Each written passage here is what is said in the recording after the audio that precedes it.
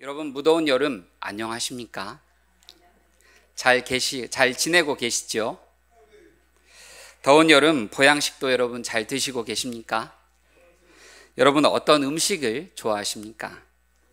보양식 먹으면 몸에 힘도 나고 입맛도 돌아서 이렇게 힘든 여름, 무더운 여름 잘 이겨낼 수 있지요. 저는 말씀을 준비하면서 무더운 여름 잘 이겨내기 위해 보양식을 먹는 것처럼 영적으로 보양식을 먹는 수요 예배 시간이 되면 좋겠다는 생각을 하면서 오늘 말씀을 준비했습니다. 예레미야서 15장에 보면 주의 말씀을 찾아 제가 먹으니 주의 말씀이 제게 기쁨이었고 제 마음의 즐거움이었습니다 라고 말씀합니다. 또 시편 119편에 보면 주의 말씀의 맛이 내게 어찌 그리 단지요 내 입의 꿀보다 더 다나이다 라고 말씀합니다. 사랑하는 성도님들, 이 시간 주 안에서 우리의 영과 육이 강건함을 입는 시간이 되시길 소망합니다. 여러분에게 사진을 보여드리겠습니다. 여러분, 이 사진 어디서 많이 보셨는지요? 첫 번째 사진, 어디서 많이 보셨죠, 여러분? 그리고 두 번째 사진 보여드리겠습니다. 여러분, 어디서 많이 보셨습니까? 첫 번째 사진은 화장실입니다. 남자가 이용하는 화장실, 이쪽은 여자가 이용하는 화장실을 말합니다. 이 표시를 잘못 보고 들어가면 큰일 납니다. 또 두 번째 사진은 운전할 때 많이 보게 됩니다. 또 길을 건너는 사람들도 많이 보게 되는데요. 길을 건널 때 사람들은 초록색일 때 길을 건너고 빨간색일 때 멈추어 서게 됩니다. 차를 운전하는 사람들도 신호등을 보고 빨간색일 때 멈추고 초록색일 때 움직입니다. 이걸 반대로 빨간불에 출발하고 초록불에 멈추고 하면 큰 사고가 나지요. 첫 번째, 두 번째 사진 모두 다 우리 사회 구성원들이 서로 지켜야 될 약속을 말합니다. 약속을 서로 지킬 때 우리 사회는 서로 믿고 안전하게 살아갈 수가 있습니다. 그럼 하나님을 믿고 신앙생활하는 우리도 서로 믿고 지켜야 할 약속들이 있지 않을까요? 우리 옆에 앉은 분들과 지켜야 할 이런 약속들도 있겠지만 먼저 하나님과 지켜야 할 어떠한 약속들이 있을까요? 아니면 여러분, 올해 여러분 하나님과 어떠한 약속들을 하셨습니까? 여기 대부분의 분들은 송구영신 예배 때 자신의 약속을 담은 기도를 하나님께 올려드렸겠다라는 생각이 듭니다. 잘 지키고 여러분 계십니까? 아니면 아직 잘 지키지 못하고 있다면 여러분, 그 남은 기간 동안, 올해 남은 기간 동안 그 약속들을 잘 지키시기 바랍니다. 구약시대 하나님께서는 출애굽한 이스라엘 백성들에게 하나님의 백성으로 살아가도록 하나님의 법을 주셨습니다. 그리고 이 율법을 받은 이스라엘 백성들은 힘써 지키겠다고 하나님께 말씀하였습니다. 이스라엘 백성들이 율법을 지킴으로 복을 받고 이 율법을 어기면 대속 제물, 자신의 죄를 용서받기 위한 소나 양, 염소 이런 제물을 가지고 하나님께 나아가 제사를 드려야 했습니다. 율법은 좁게는 십계명을 말하고 폭넓게는 구약성경 전체를 말합니다. 이 율법에는 지키라는 조항이 248개 조항이 있고요. 하지 말라, 금지하는 조항이 365개가 됩니다. 유대인들은 하나님과 지켜야 될 약속, 이것이 바로 율법이다라고 생각했습니다. 그러나 사람은 죄인이므로 이 율법을 다 지킬 수가 없었습니다. 여러분, 살인하지 말라 이 조항만 놓고 보게 되면요, 형제를 죽이지 않고 형제를 죽일 것처럼 위협하고 이 형제를 죽음으로 내몬 사람이 있다면 그는 내가 살인을 하지 않았기 때문에 이 조항을 어기지 않았다, 범하지 않았다라고 할 수 있을까요? 여러분들, 제가 여러분들 이렇게 보니까요, 제가 사실 얼굴을 좀 볼 줄 압니다. 여러분들 얼굴을 보니까 여기에 살인하신 분은 안 계신 것 같습니다. 하지만 예수님은 형제를 죽인 것만 죄가 아니라 형제를 미워하기만 하여도 범죄한 것이다 라고 말씀하였습니다. 유대인들은 율법을 지키려고 노력하지만 율법을 다 지킬 수가 없었습니다. 율법을 통해서는 사람들은 자신이 죄인이라는 것을 깨달을 뿐이었습니다. 죄를 용서받기 위해서는 매번 대속물이 필요했습니다. 내 대신 내 죄값을 위해서 죽어야 하는 희생 제물이 필요한 것입니다. 에베소서 2장에 보면 적극적으로 하나님을 떠난 사람의 상태에 대해서 말씀합니다. 우리말 성경으로 함께 읽겠습니다. 그 당시 여러분은 그리스도 밖에 있었고 이스라엘 백성으로부터 제외된 사람들이며 약속의 언약들에 대해 생소한 사람들이며 세상에서 소망도 없고 하나님도 없는 사람들이었습니다. 아멘. 파산한 사람들처럼 소망 없이 이 땅에서 살아가고 있던 자들이었다라고 말합니다. 하지만 하나님께서 저와 여러분과 같은 이러한 죄인을 구원하기 위해서 예수 그리스도를 십자가에 내어 주셨습니다. 예수님께서 십자가에 우리를 대신해서 죽으셨습니다. 십자가는 죄의 삶을 살아가는 우리가 죽어야 할 곳인데 예수님께서 우리가 마땅히 받아야 할 그 형벌을 대신 그곳에서 받으셨다라고 말씀합니다. 여러분, 고린도 후서에서는 하나님께서는 죄를 알지 못하시는 그 예수 그리스도를 우리를 대신해서 죄로 삼으셨다라고 말합니다. 하나님께서는 우리를 구원하시기 위해서 예수님을 죄가 되게 하셨습니다.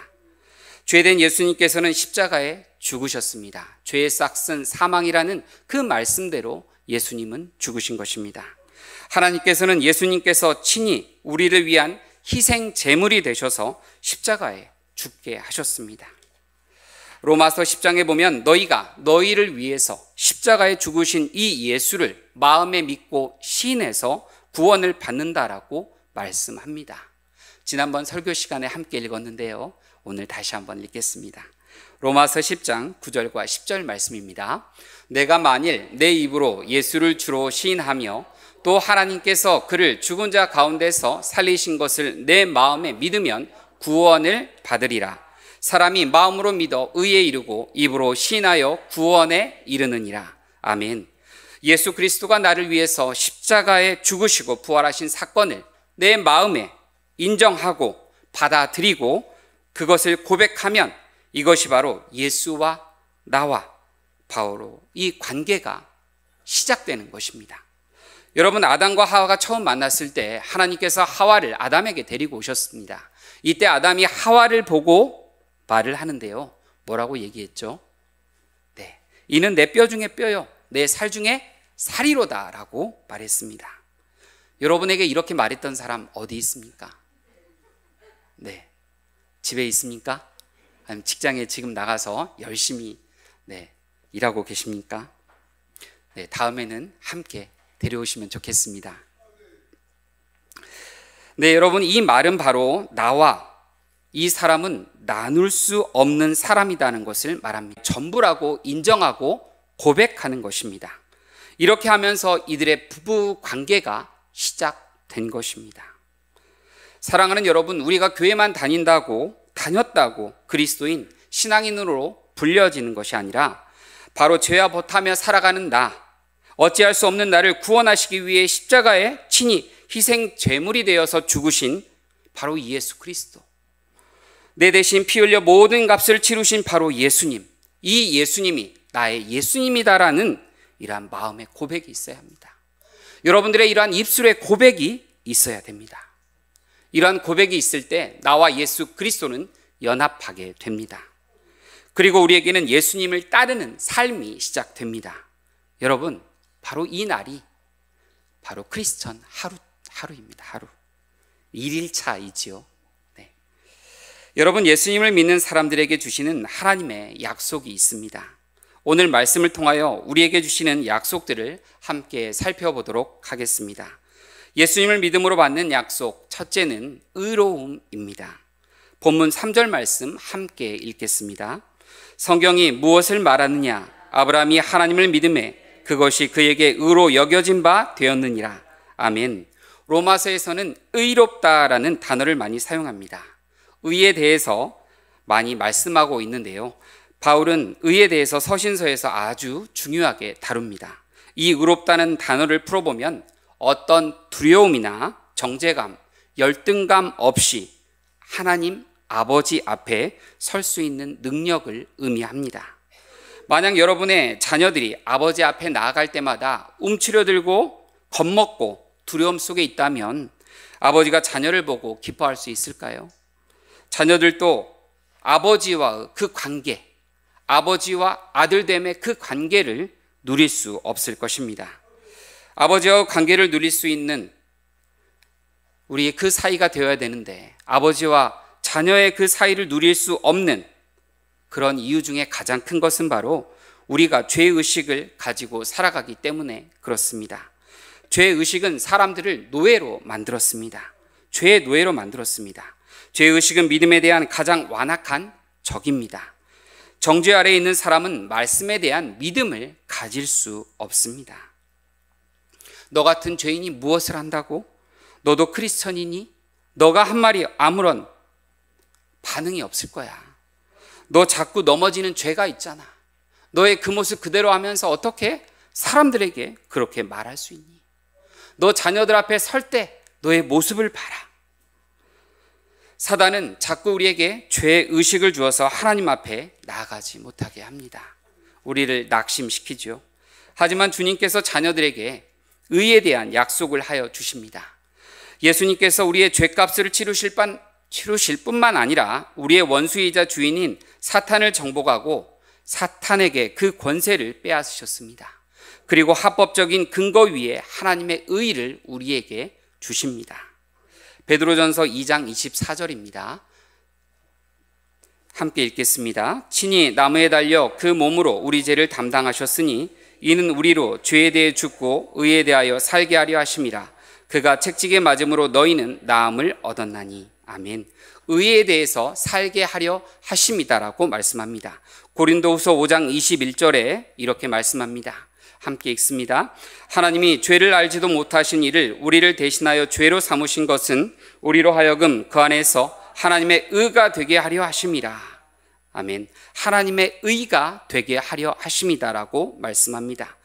하나님은 예수 그리스도의 십자가 사역을 통해서 예수님께서 우리 안에 들어오셔서 바로 의가 되셨다라고 말씀하십니다.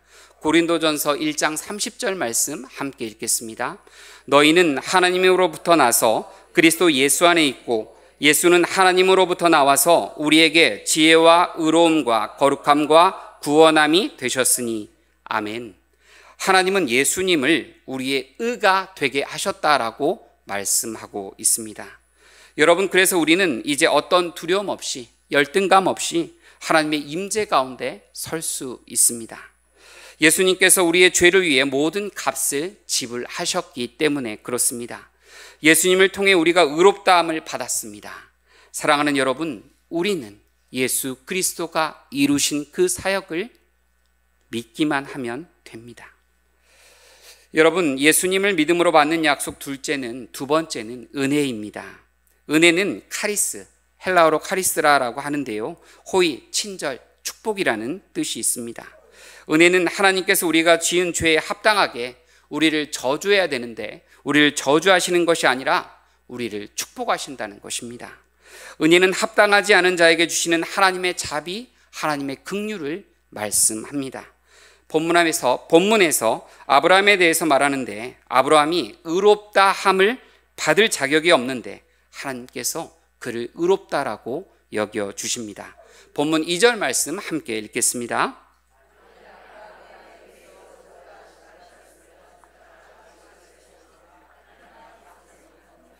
아멘.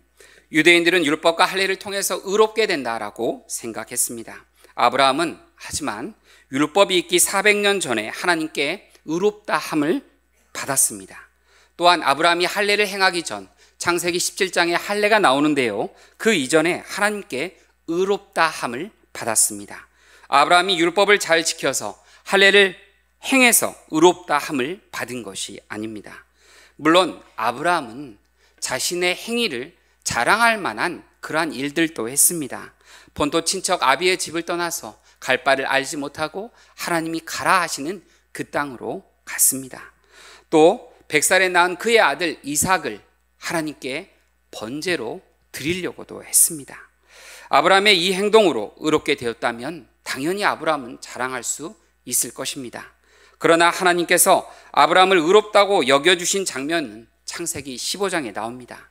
창세기 15장에서 하나님께서 아브라함을 한밤중에 찾아오십니다. 그래서 하나님께서 말씀하시는데요, 나는 너의 상급이고 방패다. 아브라함이 이때 하나님께 나에게 자녀를 주지 않으셨으니 우리 중 다메섹 사람 엘리에셀을 내 후계자로 삼게 해달라라고 말합니다. 이때 아브라함이 볼멘 소리로 하나님께 말했습니다. 그러자 하나님께서 너의 몸에서 날 자가 바로 너의 상속자가 될 것이다라고 말씀하였습니다. 하나님께서는 아브라함을 텐트 밖으로 끌고 나가서 하늘의 수많은 무별을 보게 하십니다. 그러면서 아브라함에게 말합니다. 너의 후손이 하늘에 이 별과 같이 많게 하게 하겠다라고 하였습니다. 아브라함이 이것을 믿었습니다. 아니, 정확하게 말하면 아브라함이 여호와를 믿었다라고 성경은 말합니다. 하나님께서 아브라함의 이런 믿음 때문에 아브라함을 의롭다라고 말씀하여 주신 것입니다. 아브라함의 믿음을 하나님께서 보시고 의롭다라고 하신 것입니다. 5절 말씀 함께 읽겠습니다. 이를 아니할지라도 경건하지 아니한 자를 의롭다 하시는 이를 믿는 자에게는 그의 믿음을 의로 여기시나니. 아멘. 자격이 없는 자에게 부어주시는 하나님의 은혜를 말씀하고 있습니다. 이 말씀을 통해서 우리는 언제든지 우리가 의롭게 될 수 있는 문이 열려 있다는 것을 알게 됩니다. 내가 영적인 생활에 실패했어도 내가 하나님께 언제나 나올 수 있고 하나님께서 나에게 복을 주실 수 있다는 것을 우리가 기대할 수 있습니다. 하나님은 그분의 은혜의 기초에서 우리에게 복을 주십니다. 나의 헌신, 나의 노력, 이것을 보고 하나님이 나에게 복을 주시는 것이 아닙니다. 내가 영적으로 무너진 자리, 내가 인생에 실패했다고 쓰러진 그 자리에서도 하나님께서는 나에게 큰 복을 주십니다. 여러분, 삶 가운데 이러한 복을 받으신 적이 있지 않습니까? 하나님, 나에게 과분하게 왜 이러한 복을 주십니까? 여러분, 이러한 경험들 다 하셨죠? 저는 어릴 때 산타 할아버지를 많이 좋아했습니다. 산타 할아버지가 성탄절이 되면 선물을 줬습니다. 그런데 산타 할아버지는 우는 아이, 나쁜 아이, 선물을 주지 않고 또 부모님 말씀 잘 듣고 착한 아이는 선물을 많이 준다고 하였습니다. 저는 아주 어릴 때만 산타에게 선물을 받았습니다. 그 이후에는 성탄절 선물을 받지 못했습니다. 아마도 형제들과 싸우고 미운 짓을 많이 해서 그런가 보다라고 생각했습니다. 내가 성실하게 부지런히 노력해서 내가 좋은 일을 많이 해서 상을 줄 거다라는 생각이지요. 여러분은 어떻습니까? 여러분들이 이러한 일들을 할 때, 여러분들이 이러한 행동을 하나님께 해야만 하나님께서 여러분들에게 복을 주신다라고 생각하십니까? 여러분, 하지만 하나님은 그렇지 않습니다.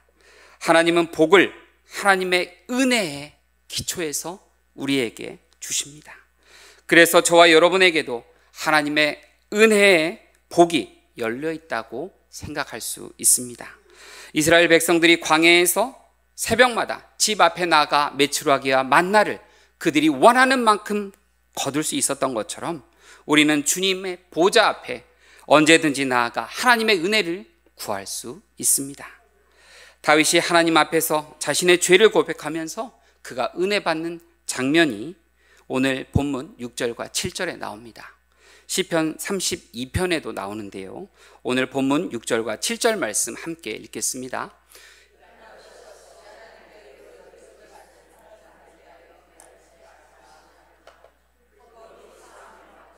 죄가 가려짐을 받는 사람들은 복이 있고, 아멘.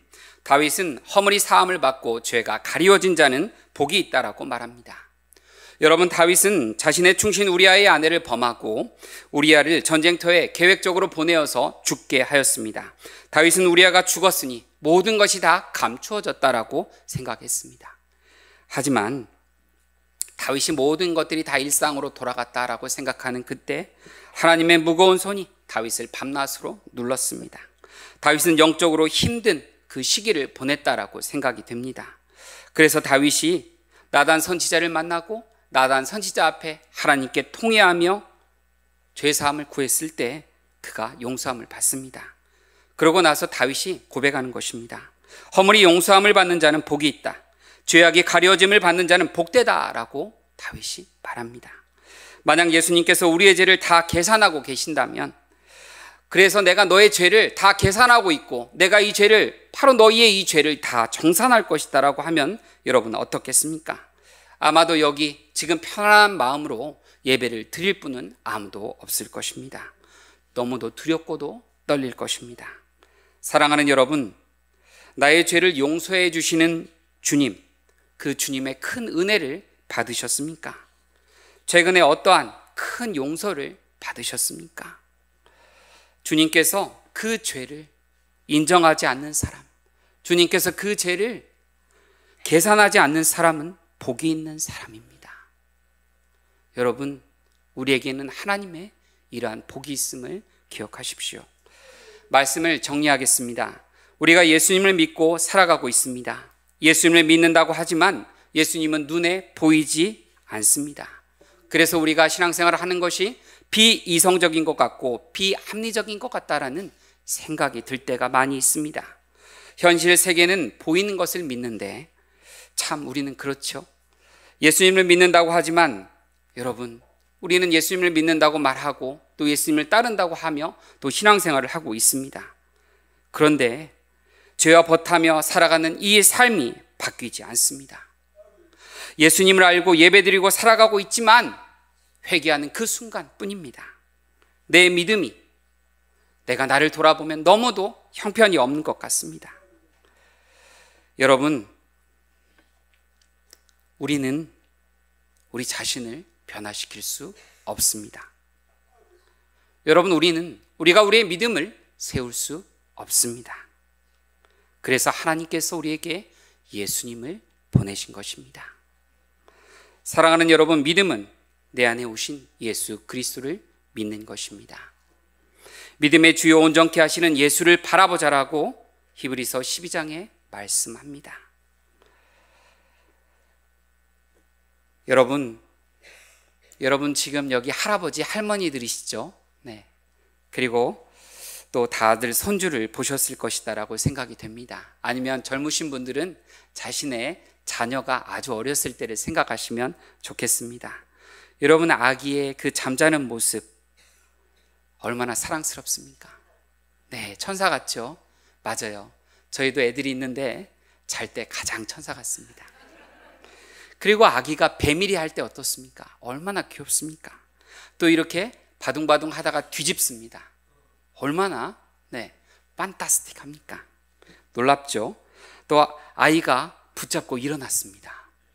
그리고 걷기 시작합니다. 한 발, 두 발, 아장아장. 얼마나 예쁩니까? 그렇죠, 여러분?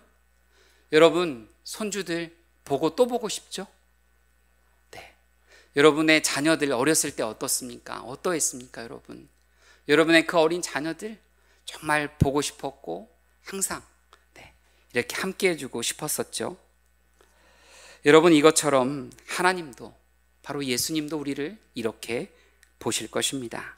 스바냐서 3장 17절에 이렇게 말씀합니다. 함께 읽겠습니다. 너의 하나님 여호와가 너의 가운데 계시니 그는 구원을 베푸실 전능자이시라. 그가 너로 인하여 기쁨을 이기지 못하시며 너를 잠잠히 너로 말미암아 즐거이 부르며 기뻐하시리라 하리라. 아멘. 사랑하는 여러분, 여러분은 얼마나 주님을 보고 있습니까? 얼마나 주님을 보며 살아가고 계십니까? 하루에 한 번 눈길을 주고 계십니까? 아니면 하루에 한 번도 주님께 눈길을 주지 않고 살아갑니까? 기도할 때도 예배 때도 심지어 주님을 안 바라보는 분도 있습니다. 정말 큰일 났을 때 내가 어떻게 할 수 없다, 큰 질병에 걸렸을 때 이때 예수님께 나가는 분들이 있습니다. 또 다시 그 문제가 해결되고 좀 살만해지면 다시 예수님을 잊고 살아갑니다. 사랑하는 여러분, 예수님을 바라볼 때 우리는 날 위해 십자가에 죽으신 그 예수 그리스도를 귀하게 여기게 됩니다. 예수님을 바라볼 때 내 안에 찾아오신 그 예수님과 친밀한 관계를 누릴 수 있습니다. 예수님을 바라볼 때 내 안에 예수 그리스도로 충만하게 됩니다. 그리고 내 삶이 변하게 됩니다. 예수 안에서 이러한 변화된 삶, 저와 여러분들에게 펼쳐지길 소망합니다. 기도하겠습니다. 사랑의 하나님, 저희가 예수님의 크신 사랑을 통하여 의롭다 하여 주시며 정죄감이나 두려움 없이 하나님의 임재 가운데 설 수 있게 하여 주심을 감사합니다. 주님의 사랑을 통하여 받을 자격이 없는 저희에게 구원을 주시고 주님의 풍성함을 누리게 하여 주심을 감사합니다. 주님, 저희가 세상의 많은 것들을 바라보며 살아가는 것이 아닌 오직 예수 그리스도만 바라보며 살아가기를 원합니다. 주님, 저희를 붙들어 주시옵소서. 그래서 예수로 충만한 삶이 되게 하시고 예수와 깊은 관계로 살아가는 삶이 되게 하여 주시옵소서. 또한 예수 그리스도를 이 세상 가운데 나타내며 살아가는 저희가 되게 하여 주시옵소서. 사랑 많으신 예수님의 이름으로 기도드립니다. 아멘. 함께 찬양하겠습니다. 그 사랑 얼마나